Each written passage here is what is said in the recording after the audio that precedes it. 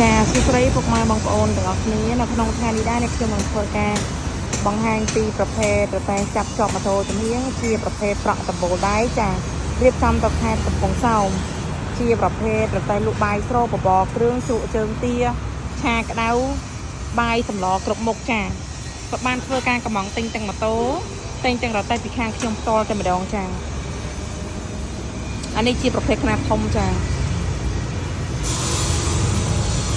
ម៉ូតូរបស់យើងគឺថ្មីជ្រើងតែម្ដងចានេះ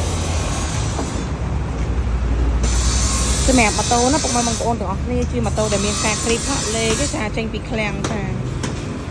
ហើយនេះគាត់បានធ្វើការទិញពីខាងខ្ញុំរៀបមកទឹកធំតែម្ដងចាមានធុងកាហ្វេ10គីឡូមានក្បាលគៀងឡើងឆាមានឆ្នាំងស៊ុបលេខ45អាក្រាស់ហើយក្រោមឆ្នាំងស៊ុបនេះគឺយើងដាក់ដាក់ភ្ជាប់ជាមួយនឹងក្បាលគៀងមួយគ្រាប់ទៀតជូនគាត់ណាចាហើយចំពោះផ្នែកខាងក្នុងគឺទូកញ្ចក់ហ្នឹងគឺលក្ខណៈទូកញ្ចក់ឃ្លុប2ថ្នាក់3ប្រឡោះ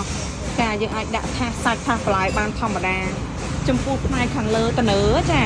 ហើយយើងអាចដាក់ចានស្នោដាក់ចង្កឹះដាក់របស់ផ្សេងៗបានចាហើយចំពោះដបូលដៃនេះគឺយើងប្រក់អ៊ីសូឡង់ជាមួយនឹងស័ង្កសីចាវាធន់នឹងទឹកប្រើបានយូរហើយអត់ក្តៅទេពុកម៉ែបងប្អូនហើយនេះតង់តម្លាក់គឺយើងថែមជូនគាត់មួយទៀតឧបមាថាភ្លៀងសាច់អីចឹងមកមានភ្លៀងមានអីយើងអាចតម្លាក់ចុះក្រោមបានធម្មតាចាហើយយើងមានបិទរូបភាពចារូបភាពគឺស្អាតមែនទែនច្បាស់ដិតល្អចានេះរូបបាយស្រូបបបរគ្រឿងលក់ជើងទាឆាក្តៅអានេះខសម្លរបស់គាត់អីចឹងទៅបិទឲ្យ3កាច់ខាងលើនិងមួយឡឹកផ្នែកខាងក្រោមនេះចានេះចំពោះផ្នែកខាងក្រោមយើងថែមចង្ក្រានអាំងសាច់អីគាត់មួយទៀតទុកសម្រាប់យើងអាំងសាច់ជ្រូកចាពលុកបាយស្រូបចាក្រឡហើយចា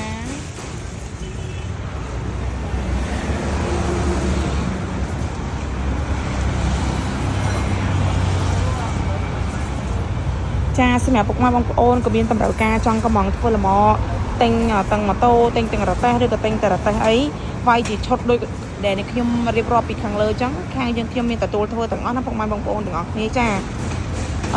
សម្រាប់លេខតំណែងគឺខ្ញុំដាក់ផ្នែកខាងលើលេខ3ខ្សែខាងលើហើយ link Telegram របស់នាងខ្ញុំគឺខ្ញុំដាក់ផ្នែកខាងលើដូចគ្នាព័ត៌មានលម្អិតអាចឆាតសួរបានចាសម្រាប់ទីតាំងរបស់យើងខ្ញុំគឺនៅភ្នំពេញនៅផ្សារដើមកៅលើផ្លូវ271នៅម្ដុំធនីគារ ABA ចា